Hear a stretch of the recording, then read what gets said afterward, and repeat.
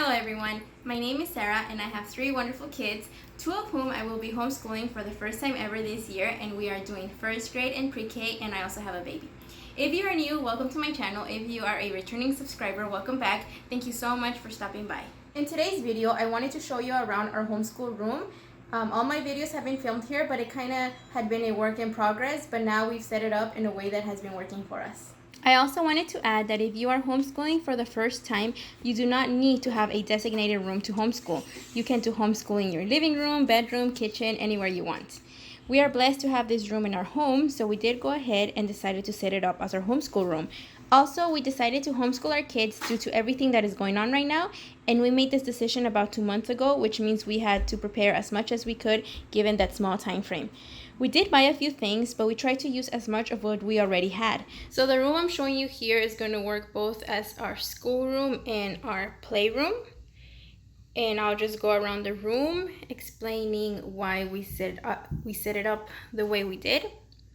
And also, if you're a first-time homeschooling parent, don't think that you have to go out and buy all these things. I'll go around and show you what things we already had, what things we did go ahead and buy, and just kind of explain why we set it up this way. So this room is going to be both our homeschool room and our playroom. And the main reason that I set it up this way is because I have a baby. So the idea is that while I'm working with my kids here, the baby can freely move here and entertain himself. We just finished our 3rd week of homeschool, and it seems to be working out great that way. So the baby is in the crawling stage, so sometimes he'll be playing on the mats here, then he'll be crawling to the other side of the room, and then he'll come back. Basically, the baby is everywhere. And so since I have the mats here and the baby is crawling around everywhere, I can still keep my eye on him while still working with my 2 older kids. So here we have, this is a closet, and it's one of those closets that has those mirror doors. And so I found those doors a bit distracting, so I decided to cover one up like you see here, just with paper. And I left this one there just in case we do need a mirror. And since I've covered it, now I have extra wall space. And my kids, after they have drawn something or done an activity, they always like to have it on display. So I do need that extra wall space just to put up everything on the wall. And if I do need even more space, I'll go ahead and cover this other mirror here. Here we have all our posters that we've been using. One of the things that we did decide to buy was this whiteboard, and we've been using it plenty. We ended up purchasing the All About Reading program, and that comes with these letter tiles that you see here, and we do use those quite frequently. We also have these magnetic letters that my son uses. He likes to organize and play around with them.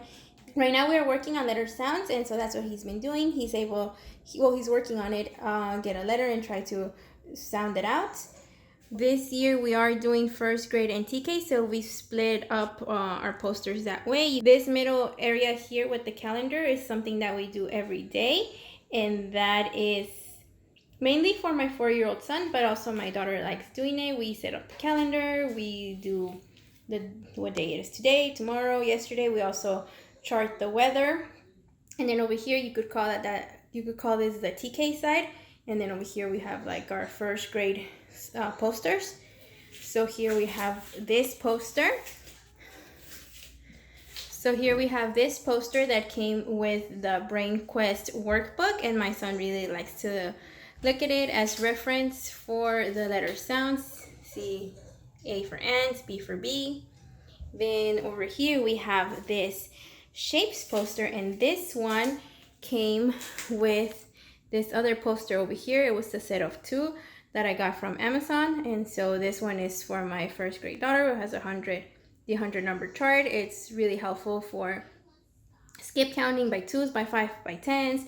Also, we're going to get into odd and even numbers, so I just thought it was going to be really helpful to have this as a reference. And it also came with this shapes poster that I put over here for my son's side. And I really like this poster because it doesn't only come with your basic shapes, circle, triangle, square. It also has these extra shapes: hexagon, octagon, rhombus. So I thought that was really cool for him to also be able to recognize those types of shapes. And so here we have our calendar that we do every morning. You see here, this was my son's idea. He's using that little balloon marker to mark the day that we are on. This was his idea and I thought it was pretty good. It also comes with these little inserts, and so you can set out holidays or any special days for the month. And so I know my daughter really enjoys setting up the new month, so we put up the new month, and she likes to set up the numbers. Then we come over here, and so we change these every day, especially my son, getting him familiar to the days of the week. We have our weather. Oh, we dropped it. We used to have the season in summer. So here we check the weather every day, and we've been charting the weather. And this all came together. It was a set that we found at Staples. And these are one of the first things that we bought about 2 months ago when we made the decision that we were going to homeschool. We were so excited, so we went out to Staples and picked up some things. This is one of them. We picked up this calendar because it was so exciting. We also picked up these letters at Staples. These are 2 drawings that my children did on the first week of school. It's supposed to be a self-portrait. That's my daughter and that's my son. I think these are really cute.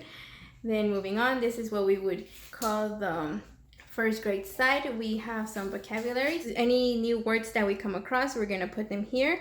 So for science, I didn't buy a curriculum. What we've been doing is we've been working out of the workbooks. So I've matched certain topics that show up both in my first grade daughter's workbooks and my son's workbooks. And so for example, last week we were looking at living versus non-living things. And these are some of the words that we came across. Any new word that we come across, we're just gonna put it here on our vocabulary wall.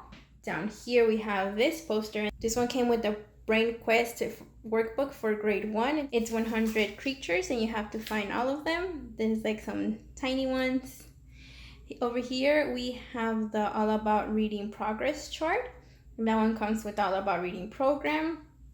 After my daughter has finished the lesson, she puts a sticker, so you can see here we're on lesson 8. We have finished 7 lessons. So on this side we have this shelf, and this is something that we did want to go ahead and buy, mainly because we had all these workbooks and books and they were kind of just in a big stack in the living room. So I did want to have somewhere where we could organize all our things. And the way that we've organized this is since it's 3 rows, the top row is like our row for first grade, then the middle row is our row for pre-K, is my son's.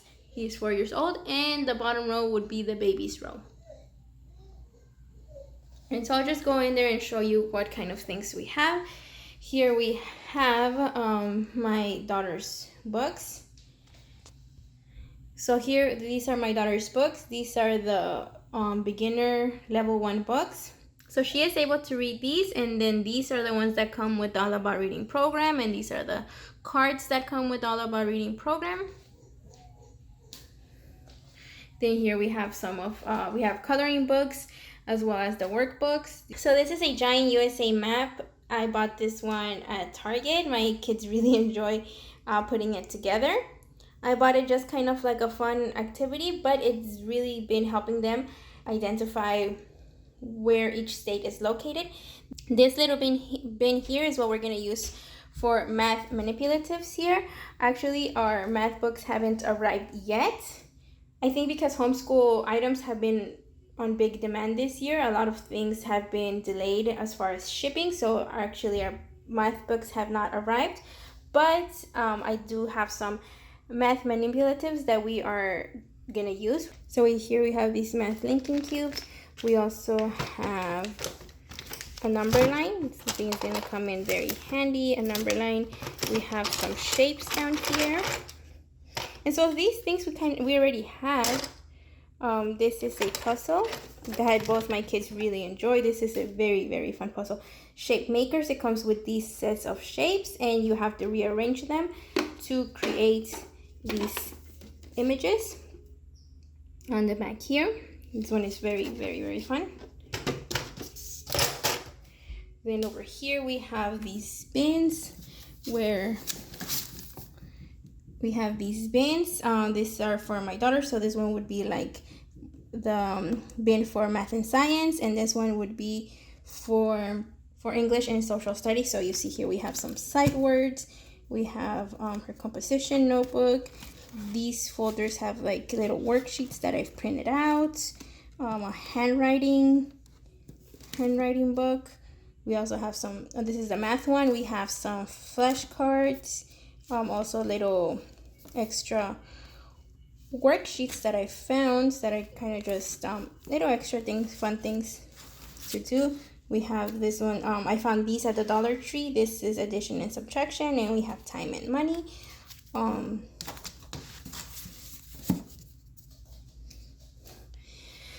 Then down here, this is it would be our pre-K level, our pre-K row.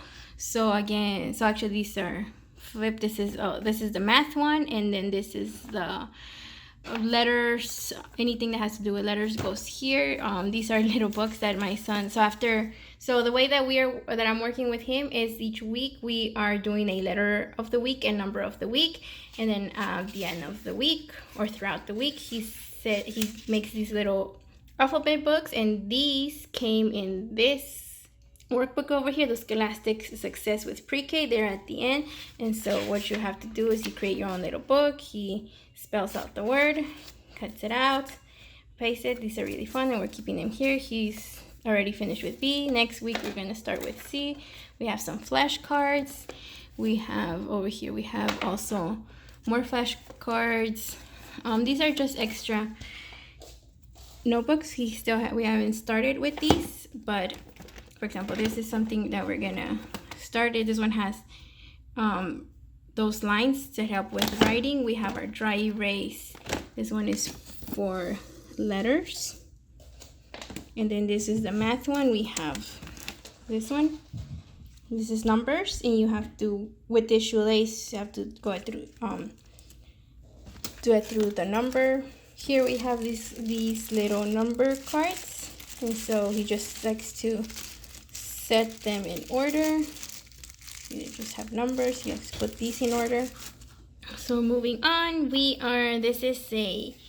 I found this little plastic pocket at Target, and then I printed out these letters, and so I put them in here. And what my son does with this is he uses this as a Play-Doh mat, and so using Play-Doh he forms these letters. This is a new activity that I introduced this week, and he really enjoys it. This is a puzzle. This box comes with a set of 3 puzzles. We have matching ABCs, matching counting, matching colors. Then here we have all our Play-Doh accessories. Over here we have more coloring books and workbooks. Then over here, these are my son's picture books. In this little bag you can find all the cards that come with the calendar. Over here we have some more magnetic tiles, more magnetic letters. And then down here, this is the babies row. You can see here we have the babies books, some baby toys.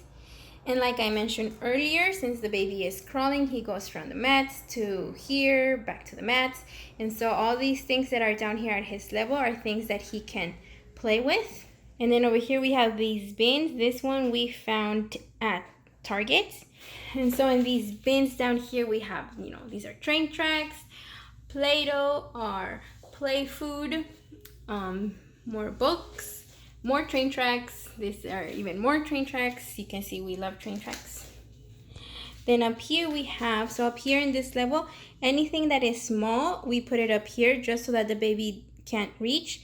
Once he is standing and walking and he's able to reach this, we'll probably have to find a new spot for it. For example, this bin here is my daughter's bin with all her LOL things, and I have all these little teeny tiny accessories. So any toy that is small that the baby can put in his mouth cannot be out here on the mats. And so my kids already know that, because since the baby is moving around, anything that is out here that he has access to has to be big enough so that it doesn't fit in his mouth. Then this would we would call our crafts bin, and I feel like this is gonna be what is gonna probably the area that is gonna expand the most. We have a few paints, brushes, their googly eyes, watercolor, stickers, tape. These little clothespins. And then over here, the bin that's missing here is actually my son's bin, also with all the any little toy that he has goes in his bin. I think he has it outside. He's playing right now.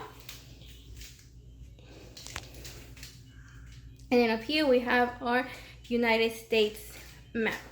And this one is a map that I found at Amazon. And I like this map that it has these little pictures on it. And these are like little pictures that are relevant to that state. I thought that was kind of cool to be able to recognize the state with certain landmarks. Statue of Liberty.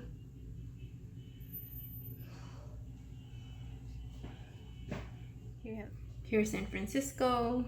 Then up here we have this string here that I hung up here. And like I said, my son is working on the letter of the week. So this is a project that he works on each week. For example, A is for alligator, B is for bee. I've printed out these letters for him, and then he makes this animal out of them. And this is also one of his favorite activities. At the end, we will have our alphabet here, and it'll probably expand onto this wall over here as well. Then up here we have this little miniature house that my daughter and my husband have been working on. Down here, this is kind of like my station. I have my planner over here, and this is just a regular planner that I got on Amazon as well. It gives you a weekly overview and a monthly overview. My All About Reading Teacher's Manual, my markers for the whiteboard, any pens or highlighters that I might need. It's kind of like my little workstation over here.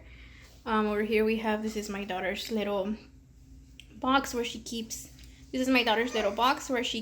her pencils, scissors, glue, anything that she might need. Over here we have these are crayons and any extra pencils here. And so then here we have this little desk area over here. We've had this table for a really long time. I think we bought it probably when my daughter was maybe 2 years old, and then we only had one chair. Then when my son was born and he was old enough, we got him his chair too. On his chair here, we have this seat pocket, which is really cool because that's where he keeps his things.